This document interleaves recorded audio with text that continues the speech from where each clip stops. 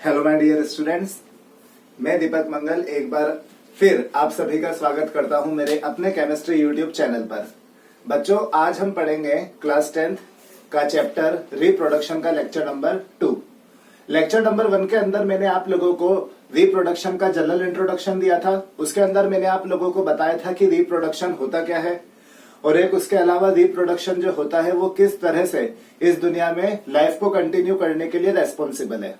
ठीक है, अब आज का जो टॉपिक हम यहाँ पे डिस्कस करेंगे वो काफी इंपॉर्टेंट टॉपिक है, जिससे कि बोर्ड एग्जाम में क्वेश्चन आने का चांस काफी ज्यादा होता है क्लास 10th में, और वो है टाइप्स ऑफ रिप्रोडक्शन। ठीक है, तो आज का जो टॉपिक हम यहाँ पे डिस्कस करने वाले हैं वो डिस्कस करने वाले हैं types of reproduction. Types of reproduction. अब देखो बच्चों, एक बात आप अच्छे से सुनना, यहाँ पे जो क्वेश्चन पूछा जाता है वो क्वेश्चन क्या पूछा जाता है तो ध्यान रखना। यहाँ पे काफी अच्छा क्वेश्चन बनता है जो कि अप्रोक्सीमेटली आप मान के चलो यदि अगर आएगा तो 3 नंबर में आएगा मिनिमम, और वो क्वेश्चन आता है difference between sexual and asexual reproduction, जो कि एक्चुअली रिप्रोडक्शन के टाइप होते हैं। ठीक है, तो यहाँ पे मैं भी आप लोगों को बताऊंगा कि जो रिप्रोडक्शन होता है वो कितने टाइप का होता है। 2 टाइप का। कौन कौन सा होता है? तो एक तो होता है असेक्सुअल रिप्रोडक्शन और एक होता है सेक्सुअल रिप्रोडक्शन। ये 2 टाइप होते हैं रिप्रोडक्शन के। ठीक है, अब क्वेश्चन क्या पूछा जाता है बोर्ड एग्जाम में? तो right any 3 differences between sexual and asexual reproduction. ज्यादातर 3 डिफरेंस एक्सप्लेन करने के लिए कहा जाता है, मतलब 3 डिफरेंस बताने होते हैं सेक्सुअल रिप्रोडक्शन और असेक्सुअल रिप्रोडक्शन में। ठीक है, तो सबसे पहले तो आप यहाँ पे ये ध्यान रखेगा कि जो रिप्रोडक्शन होता है, रिप्रोडक्शन कितने टाइप का होता है बच्चों? 2 टाइप का। ठीक है, रिप्रोडक्शन कितने टाइप का होता है? 2 टाइप का। एक तो होता है सेक्सुअल रिप्रोडक्शन और एक होता है असेक्सुअल रिप्रोडक्शन। ठीक है, तो रिप्रोडक्शन की अगर मैं बात करूं तो रिप्रोडक्शन यहाँ पे कितने टाइप का होता है? 2 टाइप का। तो एक तो होता है सेक्सुअल रिप्रोडक्शन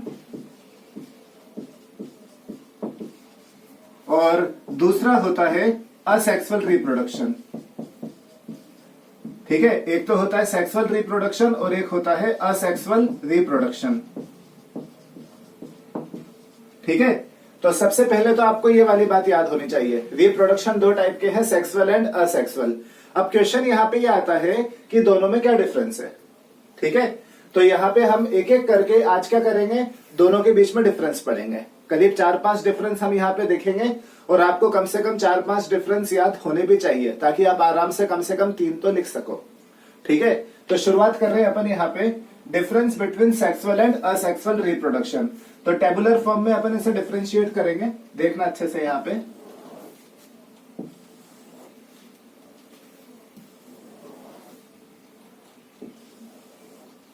ठीक है, टेबुलर फॉर्म में अपन इसे डिफरेंशिएट कर रहे हैं और आपको ये टेबुलर फॉर्म में ही याद रखना है काफी अच्छे से। फिर अपन जब डिटेल पढ़ेंगे तो डिटेल में अपन एक बार इनके डेफिनेशंस जरूर देखेंगे। ठीक है, तो इधर तो मैंने लिखा पहले तो असेक्सुअल रिप्रोडक्शन और इधर लिखा मैंने बच्चों सेक्सुअल रिप्रोडक्शन। ठीक है, तो अब यहाँ पे आपको एक एक करके सेक्सुअल और असेक्सुअल रिप्रोडक्शन के बीच में क्या करना है, डिफरेंशिएशन करना है। मतलब सेक्सुअल और असेक्सुअल रिप्रोडक्शन के बीच में डिफरेंस बताना है। तो चालू करें, चलिए देखिए यहाँ पे पहला डिफरेंस। आपको मैंने रिप्रोडक्शन का मतलब क्या बताया था? तो रिप्रोडक्शन एक ऐसा प्रोसेस होता है जिसमें कोई भी लिविंग ऑर्गेनिज्म एक नए लिविंग ऑर्गेनिज्म का क्या करता है, फॉर्मेशन करता है। ठीक है, रिप्रोडक्शन उस बायोलॉजिकल प्रोसेस को बोलते हैं जिसके द्वारा इस अर्थ पे लिविंग ऑर्गेनिज्म अपने आगे वाली जनरेशन का क्या करते हैं, प्रोडक्शन करते हैं। मतलब एक लिविंग ऑर्गेनिज्म दूसरे नए लिविंग ऑर्गेनिज्म को क्या देगा, बर्थ देगा, और उसी प्रोसेस को अपन क्या बोलेंगे यहाँ पे, रिप्रोडक्शन। अब एक बात ध्यान रखना कि जो लिविंग ऑर्गेनिज्म यहाँ पे बर्थ देगा उसे तो हम पेरेंट बोलेंगे, और जो लिविंग ऑर्गेनिज्म यहाँ पे नया बनेगा उसे हम क्या बोलेंगे, ऑफस्प्रिंग। बताया था मैंने आपको लेक्चर नंबर 1 में कि जो लिविंग ऑर्गेनिज्म यहाँ पे बर्थ देगा उस लिविंग ऑर्गेनिज्म को तो हम क्या बोलेंगे, पेरेंट, और जो लिविंग ऑर्गेनिज्म रिप्रोडक्शन के द्वारा बनेगा उसे हम क्या बोलेंगे यहाँ पे, ऑफस्प्रिंग। आगे बात समझ में? तो मेन बात आप ये याद रखना कि जो रिप्रोडक्शन होता है ना, रिप्रोडक्शन के अंदर क्या होता है, ऑफस्प्रिंग का फॉर्मेशन होता है किससे, पेरेंट ऑर्गेनिज्म से। ठीक है, अब यहाँ पे अपन डिफरेंशिएशन करना चालू कर रहे हैं, सुनना अच्छे से। देखो सबसे पहले तो असेक्सुअल रिप्रोडक्शन क्या होता है सुनना, तो समझना बच्चों, इसे बिल्कुल सिंपल है। देखना पहला पॉइंट क्या याद रखोगे, जैसे कि ये है ऑफ स्प्रिंग, ठीक है ना, ये क्या है यहाँ पे ऑफ स्प्रिंग, ठीक है ना, ये ऑफ स्प्रिंग हो गया। अब एक बात आप अच्छे से याद रखना कि जो असेक्सुअल रिप्रोडक्शन होता है, असेक्सुअल रिप्रोडक्शन के अंदर ऑफ स्प्रिंग का फॉर्मेशन करने के लिए केवल और केवल एक ही पेरेंट ऑर्गेनिज्म रेस्पॉन्सिबल होता है। मतलब याद रखना, एक सिंगल पेरेंट ऑर्गेनिज्म जो होगा वही यहाँ पे ऑफ स्प्रिंग का फॉर्मेशन करने के लिए क्या होगा, रेस्पॉन्सिबल होगा, ठीक है। मतलब ये जो ऑफ स्प्रिंग है, इस ऑफ स्प्रिंग का जो फॉर्मेशन होगा वो एक सिंगल पेरेंट ऑर्गेनिज्म से ही होगा, ठीक है, ये ध्यान रखना। मतलब पेरेंट ऑर्गेनिज्म कितना होगा, केवल और केवल एक, और वो अकेला पेरेंट ऑर्गेनिज्म यहाँ पे पूरे के पूरे ऑफ स्प्रिंग का क्या कर देगा, फॉर्मेशन कर देगा। तो ध्यान रखना, single parent organism, single parent organism, single parent organism is responsible to give birth to a new offspring, ठीक है। असेक्सुअल रिप्रोडक्शन के अंदर क्या होता है, तो याद रखना, असेक्सुअल रिप्रोडक्शन एक ऐसा रिप्रोडक्शन होता है जिसके अंदर ऑफ स्प्रिंग का फॉर्मेशन करने के लिए एक सिंगल पेरेंट ऑर्गेनिज्म क्या होता है, रेस्पॉन्सिबल होता है, ठीक है, ये याद रखना अच्छे से। असेक्सुअल रिप्रोडक्शन के अंदर क्या होता है, तो ध्यान रखना, ऑफ स्प्रिंग का फॉर्मेशन करने के लिए एक सिंगल पेरेंट ऑर्गेनिज्म यहाँ पे रेस्पॉन्सिबल होता है। ये वाली बात आ गई आपको समझ में, ठीक है ना। देख लो आप फटाफट इसको एक बार। हाँ, तो ये वाली बात आ गई ना बच्चों समझ में, ठीक है ना। तो यहाँ पे तो ऑफ स्प्रिंग का फॉर्मेशन करने के लिए एक सिंगल पेरेंट ऑर्गेनिज्म रेस्पॉन्सिबल है। अब यहाँ पे देखना बच्चों, सेक्सुअल रिप्रोडक्शन में क्या होता है, सेक्सुअल रिप्रोडक्शन का सबसे बड़े एग्जांपल आप समझने के लिए याद रखना अपना खुद का ह्यूमन, ठीक है। ह्यूमन जो है, ह्यूमन के अंदर कौन सा रिप्रोडक्शन होता है बच्चों, सेक्सुअल रिप्रोडक्शन। याद रखना, इस दुनिया में ह्यूमन का जो फॉर्मेशन होता है वो कौन से रिप्रोडक्शन से होता है, सेक्सुअल रिप्रोडक्शन से होता है। तो सेक्सुअल रिप्रोडक्शन की डेफिनेशन का एक एक पॉइंट बिल्कुल अच्छे से समझने के लिए आप ह्यूमन का एग्जाम्पल दिमाग में बिठा लेना, ठीक है। अब एक बात बताओ कि जैसे हम बच्चे हैं, ठीक है ना, हमारा फॉर्मेशन हमारे मम्मी पापा ने किया, तो एक बात बताओ कि हमारा फॉर्मेशन करने के लिए क्या एक सिंगल पेरेंट ऑर्गेनिज्म है या दो पेरेंट ऑर्गेनिज्म रेस्पॉन्सिबल है, दो, एक तो मम्मी और एक पापा, मतलब एक तो मदर और एक फादर, और एक मेल और एक फीमेल। मतलब यहाँ पे क्या होता है, सेक्सुअल रिप्रोडक्शन एक ऐसा रिप्रोडक्शन होता है जिसमें ऑफ स्प्रिंग का फॉर्मेशन करने के लिए दो पेरेंट ऑर्गेनिज्म रेस्पॉन्सिबल होते हैं, और वो दोनों के दोनों पेरेंट ऑर्गेनिज्म अपोजिट सेक्स के होते हैं। मतलब एक तो होता है मेल पेरेंट और एक होता है फीमेल पेरेंट, ठीक है। तो याद रखना आप, सेक्सुअल रिप्रोडक्शन में क्या होता है, सेक्सुअल रिप्रोडक्शन के अंदर पेरेंट ऑर्गेनिज्म का फॉर्मेशन, सॉरी, ऑफ स्प्रिंग का फॉर्मेशन करने के लिए, ठीक है, एक बार और सुनो, सेक्सुअल रिप्रोडक्शन क्या होता है, तो सेक्सुअल रिप्रोडक्शन एक ऐसा रिप्रोडक्शन होता है जिसमें ऑफ स्प्रिंग को जन्म देने के लिए, ऑफ स्प्रिंग का फॉर्मेशन करने के लिए दो पेरेंट ऑर्गेनिज्म रेस्पॉन्सिबल होते हैं, और वो दोनों के दोनों पेरेंट ऑर्गेनिज्म क्या होते हैं, अपोजिट सेक्स के। मतलब एक तो होता है मेल पेरेंट ऑर्गेनिज्म और एक होता है फीमेल पेरेंट ऑर्गेनिज्म, जैसा कि ह्यूमन में होता है। आज हमारा जो फॉर्मेशन है वो हमारे मदर और फादर से हुआ, तो हमारे दो पेरेंट है, एक तो हमारी मदर और एक है फादर, दोनों का अपोजिट सेक्स है, एक तो है मेल और एक है फीमेल। तो ये कंडीशन आती है सेक्सुअल रिप्रोडक्शन में, ठीक है बच्चों। तो यहाँ पे आप क्या याद रखोगे, सुनना अच्छे से, कि ये जो ऑफ स्प्रिंग है, ठीक है ना, ये जो ऑफ स्प्रिंग है, यहां पे क्या होगा, ऑफ स्प्रिंग का फॉर्मेशन करने के लिए दो पेरेंट ऑर्गेनिज्म रेस्पॉन्सिबल होंगे, ठीक है ना। ऑफ स्प्रिंग का फॉर्मेशन करने के लिए दो पेरेंट ऑर्गेनिज्म रेस्पॉन्सिबल होंगे, ठीक है। इसके अंदर एक तो होगा मेल पेरेंट और एक होगा फीमेल पेरेंट, ठीक है, एक तो होगा मेल पेरेंट और एक होगा फीमेल पेरेंट। तो यहाँ पे दो पेरेंट ऑर्गेनिज्म है और दोनों के दोनों पेरेंट ऑर्गेनिज्म अपोजिट सेक्स के हैं। मतलब एक तो है मेल और एक है फीमेल, और ये दोनों के दोनों पेरेंट ऑर्गेनिज्म मिलके यहाँ पे किसका फॉर्मेशन करेंगे, ऑफ स्प्रिंग का फॉर्मेशन करेंगे। आ गई ये बात समझ में, ठीक है। तो याद रखना, in sexual reproduction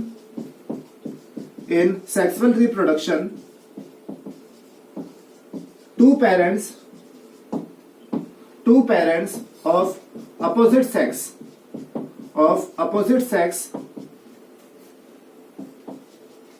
male and female participates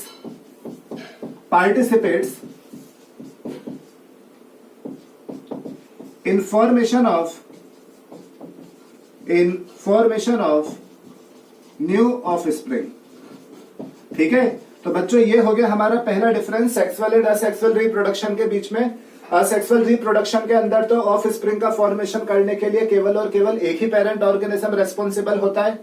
मतलब यहाँ पे कोई सेक्स स्पेसिफाइड नहीं है कि मेल होगा फीमेल होगा, बस ऑफस्प्रिंग का फॉर्मेशन करने के लिए एक सिंगल पेरेंट ऑर्गेनिज्म ही रेस्पॉन्सिबल होगा।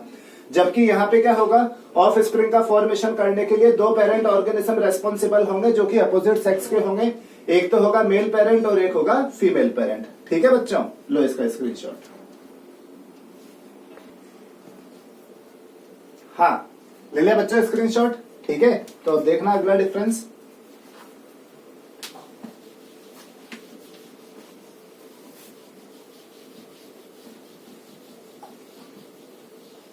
देखना डिफरेंस नंबर 2।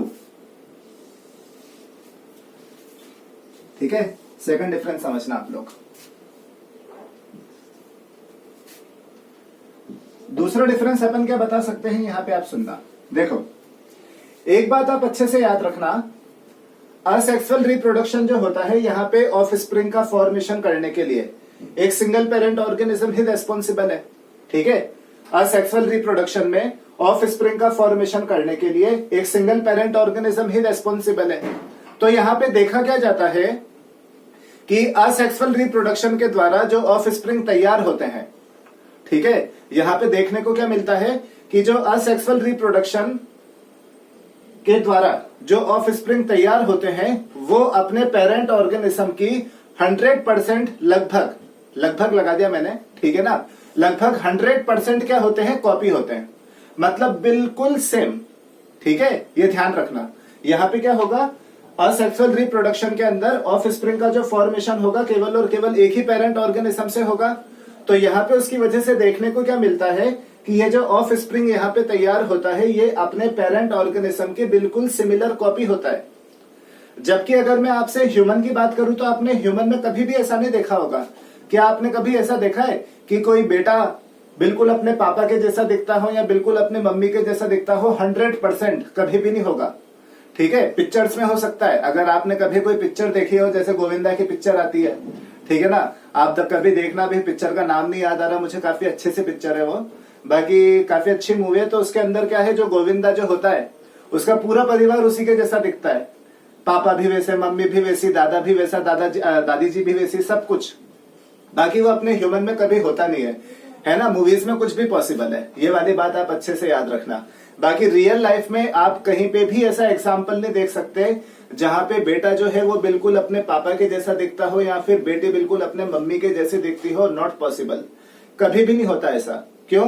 क्योंकि हम सेक्सुअल रिप्रोडक्शन से बनते हैं। ठीक है ना, हमारा फॉर्मेशन कौन से रिप्रोडक्शन से होता है? सेक्सुअल रिप्रोडक्शन से होता है, जहां पे ऑफ स्प्रिंग का फॉर्मेशन करने के लिए दो पेरेंट ऑर्गेनिज्म रेस्पॉन्सिबल है। एक तो है मेल पेरेंट और एक है फीमेल पेरेंट। तो हमारे अंदर जो कैरेक्टर आएंगे, मतलब जो ऑफ स्प्रिंग सेक्सुअल रिप्रोडक्शन से बनेगा, उसके अंदर जो कैरेक्टर आएंगे वो दो पेरेंट के आएंगे। तो वो किसी भी तरह से किसी एक पेरेंट के सिमिलर तो हो ही नहीं सकता। लेकिन अभी फिलहाल अपन यहाँ पे बात कर रहे हैं, देखना अच्छे से। असेक्सुअल रिप्रोडक्शन में क्या है, असेक्सुअल रिप्रोडक्शन के अंदर ऑफ स्प्रिंग का फॉर्मेशन केवल और केवल एक ही पेरेंट ऑर्गेनिज्म से होता है। तो यहाँ पे देखने को क्या मिलता है कि ये जो ऑफ स्प्रिंग बनता है ना, ये ऑफ स्प्रिंग अपने पेरेंट ऑर्गेनिज्म की बिल्कुल कंप्लीट क्या होता है, कॉपी होता है। ठीक है, याद रखना। और ऐसे ऑफ स्प्रिंग को क्या कहा जाता है? क्लोन्स। क्या कहा जाता है? क्लोन्स। तो अगर आपसे पूछा जाए क्लोन्स का मतलब क्या होता है, तो बच्चों क्लोन्स ऐसे ऑफ स्प्रिंग को कहा जाता है जो कि अपने पेरेंट ऑर्गेनिज्म की कंप्लीट क्या होते हैं, कॉपी होते हैं। ठीक है, क्लोन्स क्या होते हैं? तो क्लोन्स ऐसे ऑफ स्प्रिंग होते हैं जो कि अपने पेरेंट ऑर्गेनिज्म की क्या होते हैं, कंप्लीट कॉपी होते हैं। और क्लोन्स का फॉर्मेशन कौन से रिप्रोडक्शन से होता है? तो आंसर आप दे दीजिएगा, असेक्सुअल रिप्रोडक्शन। ठीक है, बहुत सारा समझ लिया, अब लिख लेते हैं, ज्यादा अच्छा समझ में आएगा। देखना इधर इधर असेक्सुअल रिप्रोडक्शन, ठीक है ना। क्या याद रखोगे? Of springs produce by such type of reproduction are morphologically and genetically completely similar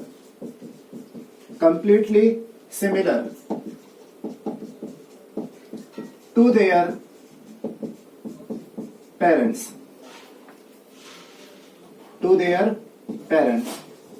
and such type of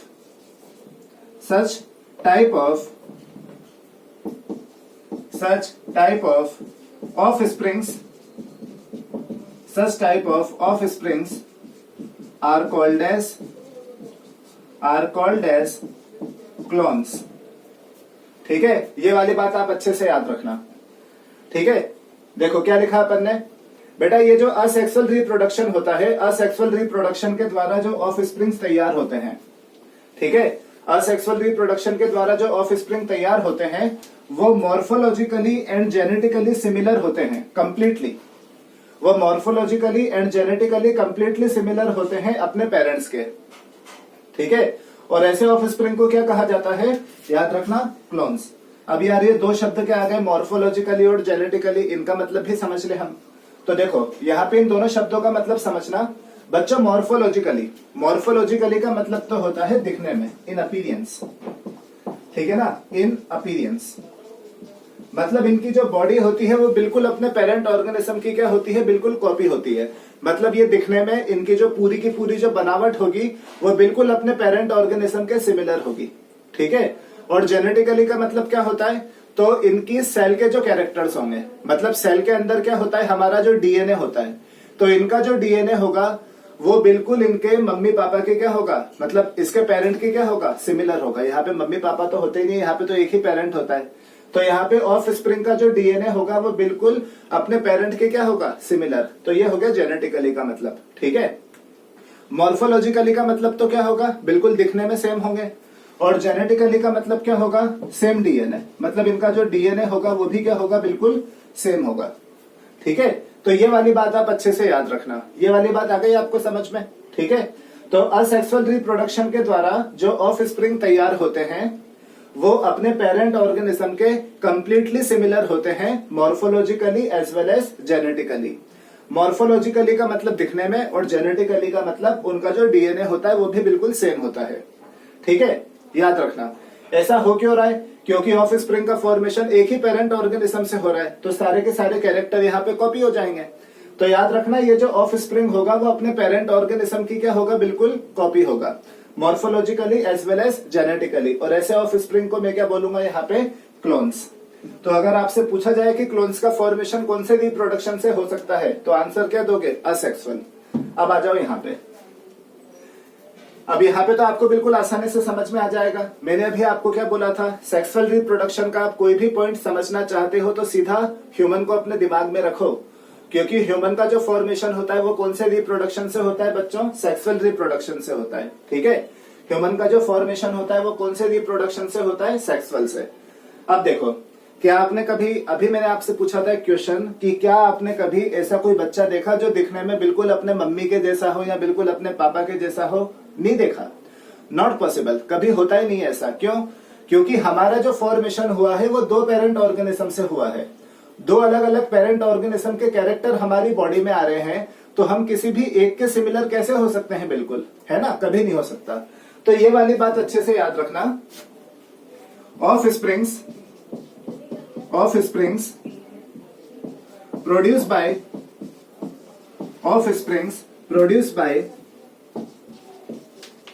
such type of reproduction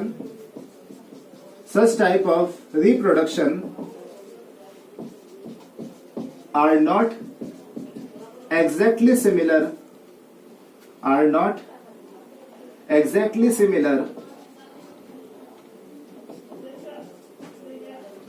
to any one of the parent organism, to any one of the parent organism. ठीक है, offspring produce by such type of reproduction are not exactly similar to any one of the parent organism. ठीक है, इसका मतलब यह है कि sexual reproduction के द्वारा जो ऑफ स्प्रिंग तैयार होगा वो किसी भी एक पेरेंट ऑर्गेनिज्म के कभी भी कंप्लीटली सिमिलर नहीं हो सकता। ठीक है बच्चों, ये हो गया हमारा दूसरा डिफरेंस, ले लो आप इसका स्क्रीनशॉट। हाँ, तो हो गया बच्चों सेकंड डिफरेंस। ठीक है ना, अब यहाँ पे आप देखना तीसरा डिफरेंस। अब तीसरा और चौथा डिफरेंस आप लोग काफी अच्छे से समझना। ये डिफरेंस आपके जो अगला चैप्टर है हेरिडिटी एंड इवोल्यूशन नाम से, उसमें भी काम आएगा ये। ठीक है ना, ये वाला जो डिफरेंस मैं आपको बताने जा रहा हूं ये सुनना अच्छे से। देखो यहाँ पे बच्चों तीसरा डिफरेंस, यहाँ पे अपन किससे रिलेटेड पढ़ रहे हैं, वेरिएशंस। ठीक है ना, जो तीसरा डिफरेंस है यहाँ पे वो किससे रिलेटेड है, वेरिएशंस। अब वेरिएशंस का मतलब क्या आता है, चेंजेस इन कैरेक्टर्स। ठीक है ना, याद रखना वेरिएशंस का मतलब क्या होता है, चेंजेस इन कैरेक्टर्स, मतलब कैरेक्टर्स के अंदर जो चेंजेस आते हैं, है ना, कैरेक्टर्स के अंदर क्या आना, चेंजेस आना, उसको अपन क्या बोलते हैं, वेरिएशन बोलते हैं। अब आप यार एक बात बताओ, आई थिंक अगर आपको वेरिएशन का मतलब समझ में आ गया होगा तो आपको डायरेक्ट ये वाली बात समझ में आ गई होगी कि कौन से रिप्रोडक्शन में वेरिएशन आएंगे, कौन से रिप्रोडक्शन में वेरिएशन नहीं आएंगे। क्या बताया मैंने आपको अभी, वेरिएशंस का मतलब क्या होता है, चेंजेस इन कैरेक्टर। वेरिएशन शब्द का सिंपल मतलब आप याद रखना, चेंज। अब अभी अपन ने यहाँ पे बोला कि जो असेक्सुअल रिप्रोडक्शन होता है, दूसरे पॉइंट में मैंने आपको बताया कि जो असेक्सुअल रिप्रोडक्शन होता है इसमें ये जो ऑफ स्प्रिंग बनेगा ये बिल्कुल अपने पेरेंट ऑर्गेनिज्म की कंप्लीटली कॉपी रहेगा। ठीक है, यहाँ पे जो ऑफ स्प्रिंग बनेगा वो पेरेंट ऑर्गेनिज्म की लगभग, मैंने लगभग भी लगाया था वहां पे। ठीक है, तो असेक्सुअल रिप्रोडक्शन के द्वारा जो ऑफ स्प्रिंग बनेगा वो अपने पेरेंट ऑर्गेनिज्म की लगभग क्या रहेगा, एग्जैक्टली कॉपी रहेगा। तो यार अगर वो लगभग एग्जैक्टली कॉपी रहेगा तो कैरेक्टर के अंदर चेंजेस कहाँ आए, फिर नहीं आए, है ना। इसका मतलब यह है कि जो असेक्सुअल रिप्रोडक्शन होता है, असेक्सुअल रिप्रोडक्शन के अंदर चांस ऑफ वेरिएशन जो होते हैं वो काफी लेस होते हैं, मतलब जो वेरिएशन आते हैं वो काफी कम आते हैं। आगे बात समझ में, यहाँ पे वेरिएशन जो आएंगे वो काफी कम आएंगे, तभी तो ऑफ स्प्रिंग जो होगा वो पेरेंट ऑर्गेनिज्म की कॉपी होगा। ठीक है, जबकि अगर अपन सेक्सुअल रिप्रोडक्शन की बात करें तो सेक्सुअल रिप्रोडक्शन के अंदर अभी मैंने आपको बताया था कि ये जो ऑफ स्प्रिंग बनेगा ये अपने पेरेंट ऑर्गेनिज्म में किसी के भी सिमिलर नहीं होगा। इसके जो दोनों के दोनों जो पेरेंट ऑर्गेनिज्म होंगे ना, ये ऑफ स्प्रिंग किसी भी एक पेरेंट ऑर्गेनिज्म के कंप्लीटली सिमिलर नहीं होगा। यहाँ पे दो पेरेंट ऑर्गेनिज्म बिल्कुल अपोजिट सेक्स के मिलके इस ऑफ स्प्रिंग का फॉर्मेशन करेंगे, तो यहाँ पे जब ये ऑफ स्प्रिंग बनेगा तो इसके अपने खुद के नए कैरेक्टर होंगे, मतलब यहाँ पे जो वेरिएशन आएगा वो काफी ज्यादा आएगा। ठीक है, आगे बात समझ में। तो यहाँ पे तीसरा डिफरेंस मैंने क्या बताया आपको, एक बार और सुन लो बच्चों। असेक्सुअल रिप्रोडक्शन में जो ऑफ स्प्रिंग तैयार होता है वो अपने पेरेंट ऑर्गेनिज्म के कंप्लीटली सिमिलर होता है लगभग। इसका मतलब यह है कि यहाँ पे कैरेक्टर के अंदर जो चेंजेस आए, जो वेरिएशन आए वो काफी कम आए, नेग्लिजिबल आए। जबकि यहाँ पे क्या होगा, सेक्सुअल रिप्रोडक्शन के अंदर ये जो ऑफ स्प्रिंग बनेगा, ये ऑफ स्प्रिंग दो पेरेंट ऑर्गेनिज्म से मिलके बन रहा है, मतलब दो पेरेंट ऑर्गेनिज्म मिलके यहाँ पे ऑफ स्प्रिंग का फॉर्मेशन कर रहे हैं। तो इस ऑफ स्प्रिंग के अपने खुद के नए कैरेक्टर होंगे जो कि दोनों पेरेंट ऑर्गेनिज्म से क्या होंगे, डिफरेंट होंगे। इसका मतलब यह है कि यहाँ पे नए कैरेक्टर का फॉर्मेशन होगा, मतलब कैरेक्टर के अंदर काफी सारे चेंजेस देखने को मिलेंगे, मतलब यहाँ पे क्या होगा, वेरिएशन काफी ज्यादा होगा। ठीक है, तो आप क्या लिख सकते हो यहाँ पे, chance of variations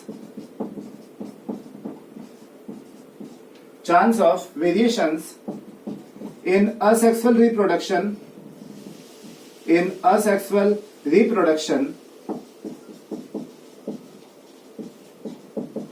is very less or almost negligible। ठीक है, जबकि यहां पे अपन क्या लिख सकते हैं, तो यहां पे अपन लिख सकते हैं chance of variations in sexual reproduction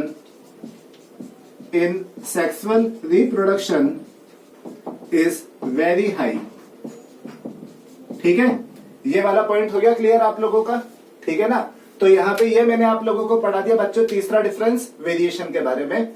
asexual reproduction के अंदर वेरिएशन के चांस क्या है, काफी कम है, जबकि सेक्सुअल रिप्रोडक्शन के अंदर वेरिएशन के जो चांस है वो काफी ज्यादा है। आ गई बात समझ में? लिख लीजिए इसे। हाँ तो बच्चों आ गया ना तीसरा डिफरेंस समझ में? तीसरा डिफरेंस आप जरूर याद रखना बच्चों चौथा डिफरेंस समझने के लिए। ठीक है, अब मैं फोर्थ डिफरेंस समझा रहा हूं यहाँ पे, देखना अच्छे से। जो बच्चों फोर्थ डिफरेंस है ना वो थर्ड डिफरेंस के ऊपर ही बेस्ड है पूरा का पूरा, तो आप लोग ढंग से देखना।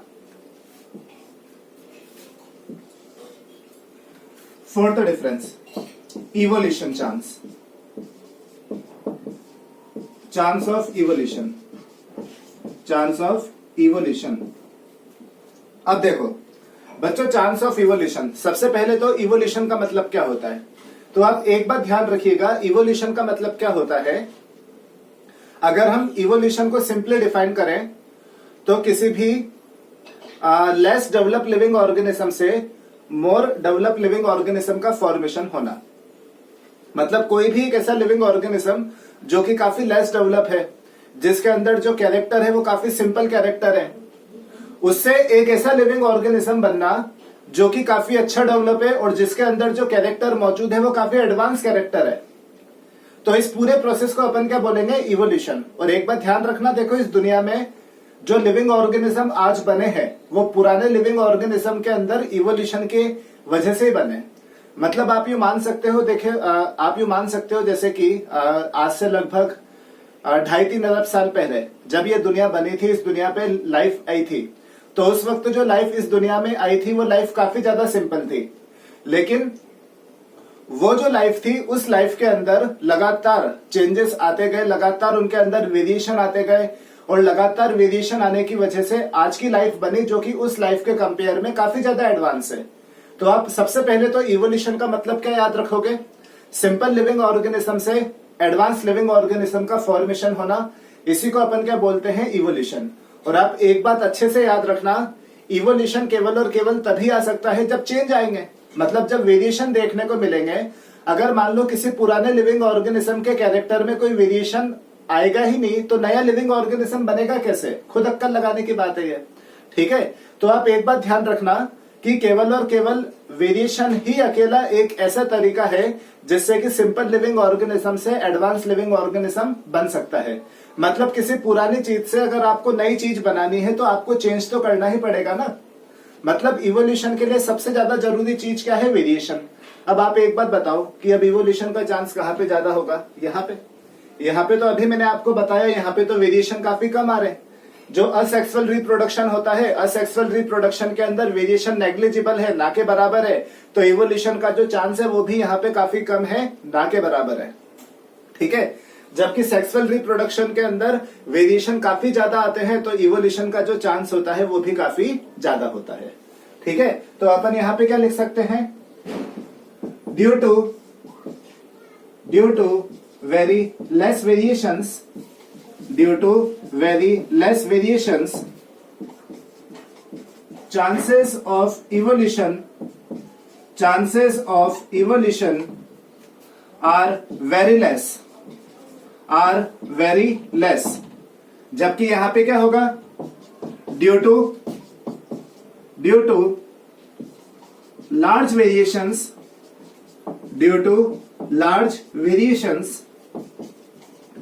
chances of evolution in sexual reproduction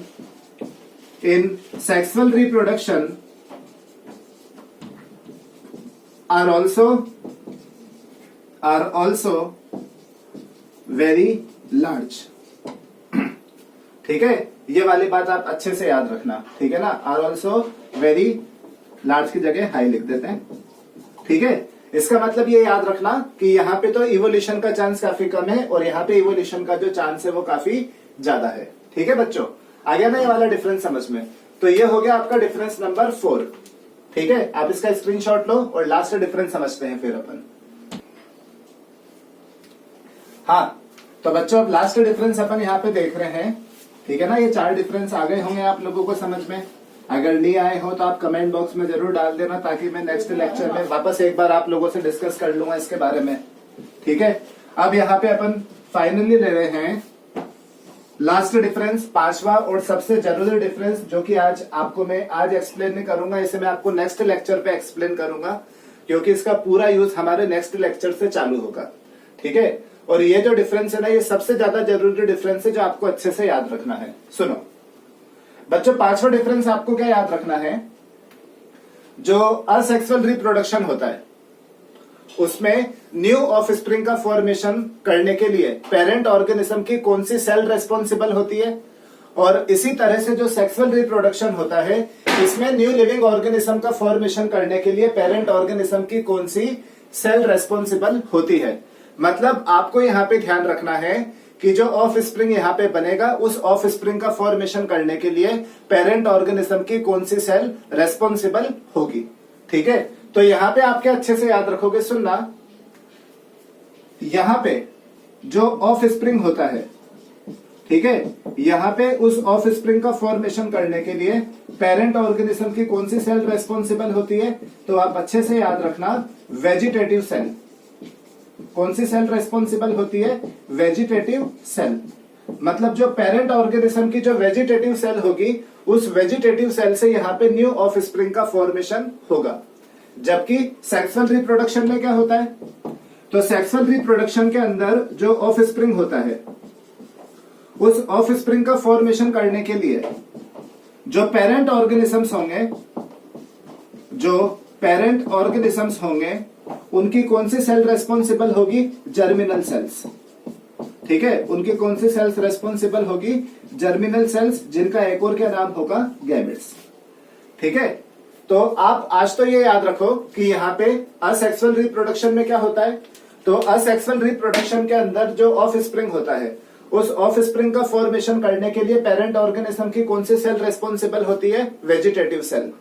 जबकि जो सेक्सुअल रिप्रोडक्शन होता है उसमें ऑफ स्प्रिंग का फॉर्मेशन करने के लिए पेरेंट ऑर्गेनिज्म की कौन सी सेल रेस्पॉन्सिबल होती है, जर्मिनल सेल या तो फिर गैमेट्स। इसको मैं नेक्स्ट लेक्चर में पूरा का पूरा अच्छे से डिस्क्राइब करूंगा कि यहाँ पे इसका मतलब होता क्या है, वेजिटेटिव सेल क्या होती है, जर्मिनल सेल क्या होती है, तो इसे हम नेक्स्ट लेक्चर पे समझेंगे, ठीक है। तो बच्चों आज ये हमारा फाइनली यहाँ पे लेक्चर खत्म होता है, जिसके अंदर हमने यहाँ पे सेक्सुअल एंड असेक्सुअल रिप्रोडक्शन के बीच में कितने डिफरेंस समझे, 5 डिफरेंस, ठीक है। अगर इसमें कोई भी पॉइंट वापस एक्सप्लेन करना हो तो आप कमेंट बॉक्स में डाल देना, मैं नेक्स्ट लेक्चर में उसे वापस एक बार डिस्कस कर लूंगा, ठीक है। तो काफी सिंपल लेक्चर था आज का, आई होप आपको अच्छा लगा होगा ये लेक्चर। तो बिल्कुल आप लेक्चर को डायरेक्ट लाइक कीजिएगा, ठीक है, सोचना भी मत, सीधा लाइक कर देना, ठीक है। अभी तक अगर आपने चैनल सब्सक्राइब नहीं किया हो तो जरूर सब्सक्राइब कर लेना, और एक उसके अलावा बेल आइकन पर जरूर प्रेस करना, ठीक है बच्चों। Bye bye.